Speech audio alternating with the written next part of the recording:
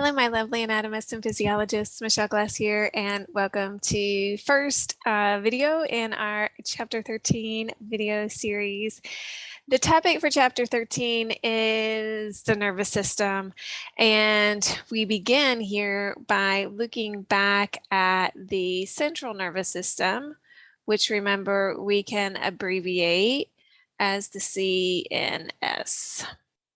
And when we talk about the central nervous system, we should think about the job here as processing or integrating information, or you can think about it as data. So this is our sensory information. This is integrating it with past information, our memories, and what we know about life and all that sort of thing. We can also talk about the central nervous system as directing responses. So the actual control of tissues, effector tissues, such as all three types of muscles: smooth muscle, cardiac muscle, skeletal muscle, glands, huge category, right? And adipose tissue. And really, when we think about processing and integrating information, directing responses, what we're really talking about here is maintaining or regulating homeostasis. And this is that idea that we first introduced in Chapter 1, this idea of kind of a balance within our body. When we talk about the structures of the central nervous system, remember we are talking specifically here about the brain and the spinal cord. And so in this particular chapter, we're going to go into a lot of detail regarding the anatomy and to some extent the physiology of these two components. We'll be focusing more on the physiology, right, in the lecture and grabbing that anatomy from our lab component. I also wanted to remind us that in both cases, we have what we call gray matter and we have what's called white matter. And the difference here has to do with what part of the neuron is located.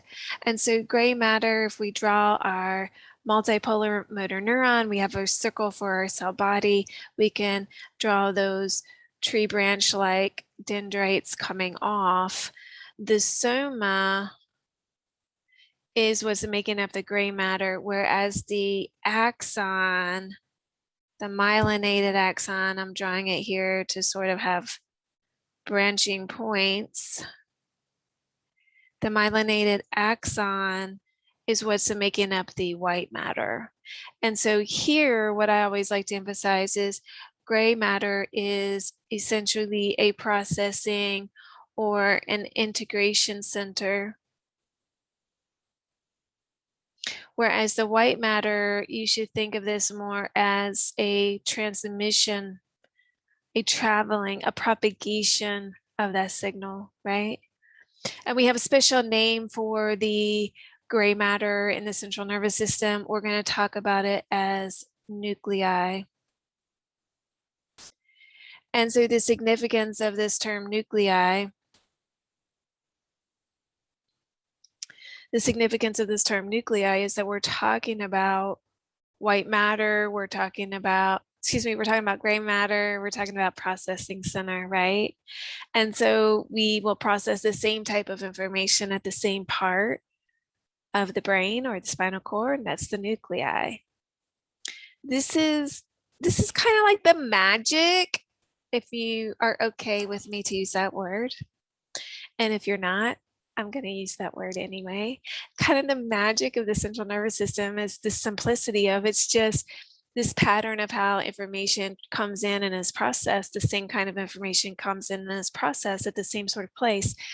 And so then just like as humans living in the world, we begin to recognize and call that feeling pain, or recognize and call that feeling cold, or recognize and call that feeling heat, right?